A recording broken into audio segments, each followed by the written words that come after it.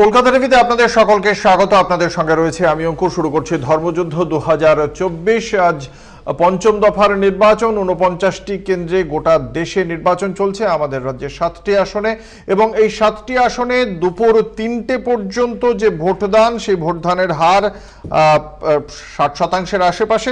আরামবাগ কেন্দ্রে 67.12, বনগাঁ কেন্দ্রে 61.83, 55.34 ব্যারাকপুর কেন্দ্রে, হাওড়ায় 58.81, উলুবেড়িয়ায় 66.45, শ্রীরামপুর কেন্দ্রে 63.05, হুগলি কেন্দ্রে 65.01, এবং তার পাশাপাশি মোট 62.72% হচ্ছে গড়ে ভোট পড়েছে এই 7টি আসনে।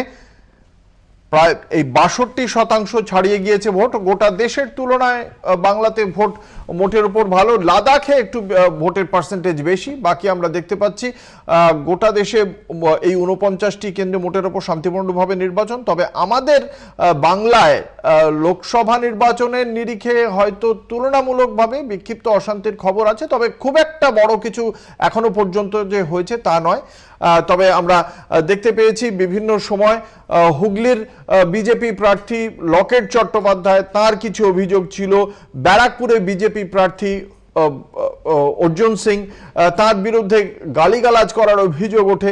বিভিন্ন জায়গায় কিছু খুচরো অশান্তির ঘটনা ঘটেছে, এবং এরই মধ্যে খড়গপুরে বিজেপি নেতার থেকে নগদ উদ্ধারের অভিযোগ ওঠে, এবং তারপরেই সেই ঘটনাকে কেন্দ্র করে প্রধানমন্ত্রীকে নিশানা করে পোস্ট করেন তৃণমূল কংগ্রেসের সর্বভারতীয় সাধারণ সম্পাদক অভিষেক বন্দ্যোপাধ্যায়, এবং ওই বিজেপি নেতার বিরুদ্ধে পদক্ষেপ করা হবে কিনা প্রশ্ন তুলে দিয়েছেন তিনি।